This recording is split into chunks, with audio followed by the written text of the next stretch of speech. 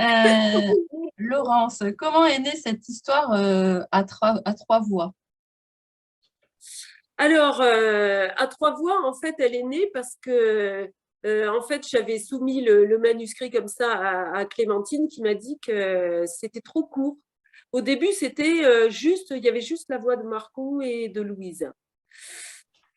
Et donc, c'est difficile d'engraisser un récit, c'est toujours très périlleux. Donc, j'ai préféré rajouter une troisième voix. Et alors, la troisième voix, j'ai regardé dans les personnages, il y avait bien Joaquin, mais il n'a aucune intériorité, quoi. Et donc, j'ai choisi l'assistante que j'avais un peu posée au début en emmerdement supplémentaire. Voilà. Et voilà, cette espèce de contentieux avec les services sociaux tels qu'ils se déploient, tels qu'ils sont à côté, tels que tout ça, je me suis dit, bon, je vais quand même essayer de creuser les motivations de cette femme. Et bon, voilà. Donc, j'ai mis ce personnage supplémentaire, un Espalion. Et D'accord. en fait, c'est très bien. Moi, je suis très contente parce que ça donne quand même une espèce de distance par rapport à Marco et Louisa, à l'histoire de Marco et Louisa. Oui, Du coup, ils complètement. sont quand même au point de vue, quoi, que ils restent. Et bon, c'est mieux, en fait, c'est très bien comme ça. Oui, on sort de cet entre-deux où ils sont, voilà, ils sont repliés sur eux-mêmes. En fait, du coup, ça donne Et une on sort de distance. leur ouais, voilà, et on sort de leur unique point de vue aussi, parce ils sont vraiment dans leurs conditions à eux. Ils ne voient pas du tout l'extérieur, tout à fait comme un Espalion, dans sa condition à elle, ne voit absolument pas l'extérieur et les conditions dans lesquelles vivent les gens dont elle s'occupe, mais conditions au sens très large, quoi. Oui, oui. Il y a cet coup, comme on a les trois, ben, voilà, on a une vision extérieure de l'un sur l'autre, des autres sur l'un, enfin, pas sur l'une, en l'occurrence. Et voilà, comme ça, c'est bien. Mais alors, Marco, ce petit garçon de Malencontre, donc, a noué une relation très forte donc, avec Zazu, son furet. Pourquoi tu choisis cet animal qui n'est pas forcément si banal? Tu aurais pu choisir un chat, un chien, un Ouais, hamster. et ben, en fait, ça, c'est vraiment perso. Du coup, enfin, des fois, j'utilise des trucs de ma vie personnelle et en l'occurrence, dans ce petit bouquin, pas mal. Parce qu'on a effectivement récupéré à une époque où on vivait dans une baraque extrêmement enfin, vétuste, on va dire, une furette qu'on a gardée pendant un an et qui vraiment.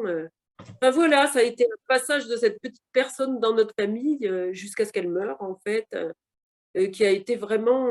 Pouf, voilà, elle nous a embaumés, mais vraiment. Et puis surtout, c'était un moment comme. Ça, je l'ai transposé dans le bouquin où on n'arrivait pas à se chauffer, on avait très froid. Le, je me suis beaucoup inspirée de mon fils à l'époque où il était enfant pour construire le personnage de Marco, c'est-à-dire que il est épileptique, anosmique, asthmatique, etc., donc assez lourdement malade. Et en fait, c'est vrai que cet animal, ben, elle lui a décoincé le nez, en fait, et qu'il y a eu un rapport très très fort, voilà, entre elle et lui, mais entre elle et nous tous, hein, très franchement, on l'a adorée cette bestiole, vraiment, elle était super. Le bouquin, c'est bien qu'elle soit sur la couvrante, qu'il y ait un furet sur la couvrante, parce que le bouquin, c'est vraiment un hommage à Zazou. Ouais, D'accord. voilà. Elle s'appelait Zazu, vraiment. Oui, en fait, quand on l'a récupérée, elle s'appelait Momo, mais et du coup, on l'avait rebaptisée Zazie et Zazou. Donc. D'accord. Donc, ce thème de la maladie, et en particulier de l'épilepsie, donc ce n'est pas a priori complètement par hasard, mais c'est une maladie dont les manifestations sont assez spectaculaires, mais c'est une maladie qu'on aborde peu. Et toi, tu la présentes d'une manière très poétique dans le livre, et c'est un pendant à cette dureté de la vie de Marco et de sa mère. Est-ce que c'est une manière de s'abstraire un peu du monde réel, justement, dans lequel vit Marco et sa maman? Ou est-ce que c'est une manière aussi de se déconnecter comme une petite mort ou un refuge? Voilà, quelle était ton intention en présentant Marco sous ce masque d'enfant malade, alors que Alors, déjà il a une vie difficile? mais surtout, c'est un court-circuit, l'épilepsie. Et c'est effectivement très impressionnant pour les gens qui sont à l'extérieur et pour, j'allais dire, les gens qui sont à l'intérieur, oui, c'est une déconnexion, mais qui n'est pas forcément totale. En même temps, dans le bouquin, Marco joue l'épilepsie aussi.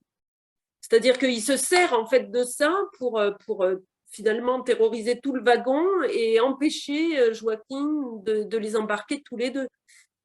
C'est-à-dire qu'il est Donc, capable de contrôler ses crises ou de les provoquer ou de les... Il est capable de provoquer non, ses crises? Non. mais il fait semblant d'avoir une crise. Ça c'est clair. Il fait semblant d'avoir une crise. Non, il ne peut pas provoquer ces crises. Ce qu'il y a d'extraordinaire dans l'épilepsie, c'est qu'on ne choisit pas le moment. Il y a quand même une aura. Enfin, c'est ce que m'expliquait le gamin. Il sentait quelque chose dans les mâchoires, une espèce de sensation de décalage qui arrivait. Mais ça, je le décris dans le bouquin quelques minutes et parfois un petit peu plus avant, c'est-à-dire un espèce de glissement, de changement d'état et qui annonçait la crise à venir. Et c'est vrai que sur la fin, il avait le temps vraiment de se mettre en position latérale de sécurité, etc. Et puis de se préparer à l'arrivée de la crise, en fait. Mais c'est vraiment une déconnexion complète. Il est complètement arraché à lui-même. Il passe dans un autre... Il passe ailleurs. Il passe vraiment dans une autre dimension. D'accord. Et toi, qui écris plutôt pour les adultes, est-ce que tu as abordé l'écriture de Malencontre d'une manière différente? Est-ce que tu as pensé à tes futurs lecteurs ou comment tu as abordé l'écriture de Malencontre? Alors, je pense... Non, franchement, j'écris à peu près pareil. La seule chose que je ne vais pas me permettre avec des adolescents ou des enfants, enfin, dans certains de mes bouquins, il y a quand même des scènes un peu gore, un peu, bon, c'est pas, enfin, un peu précises, quoi, disons. Et ça, je ne vais pas me le permettre avec des enfants. C'est pas la peine. Enfin, je veux dire, c'est inutile, puis c'est pas...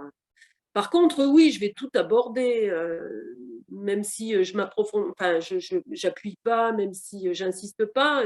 Bon, la situation dans laquelle ils sont, ce que fait Louisa pour survivre, comment ils se débrouillent, les, euh, les violences, etc. Tout est dit, tout est posé quand même, mais d'une autre façon, disons, c'est pas aussi explicite, voilà, c'est ça. Mais sinon, je ne vais pas m'interdire ni un thème. Et puis, sur le style lui-même, ben, je fais faire à peu près la même chose que je fais pour des adultes, quoi. Là, je prends plusieurs points de vue, donc je prends plusieurs façons de parler, mais ça, c'est un jeu qu'on peut faire sur n'importe quel écrit, quoi. Oui.